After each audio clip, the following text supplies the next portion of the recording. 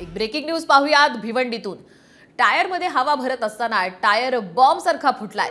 भिवंडी तालुक्यातील मानकोली या परिसरामध्ये इंडियन ऑइल पेट्रोल पंपच्या बाजूला असलेल्या टायरच्या दुकानांमध्ये हवा भरत असताना टायरमध्ये अति जास्त प्रमाणात हवा भरल्यामुळे टायर अचानक फुटून हवेमध्ये उडाल्याची घटना घडलेली आहे। सुरेंद्र कुमार यादव यांच्या तोंडावरती यामुळे जबर मार बसलेला आहे आणि ते गंभीर सुद्धा झाल्याचं आपण या दृश्यांच्या माध्यमातून पाहू शकतो। सध्या त्यांच्यावर जवळच्याच खासगी रुग्णालयामध्ये उपचारही सुरू आहेत। मात्र या घटनेचा व्हिडिओ सध्या समाज माध्यमांवरती व्हायरल झाल्याचं पाहायला मिळतंय।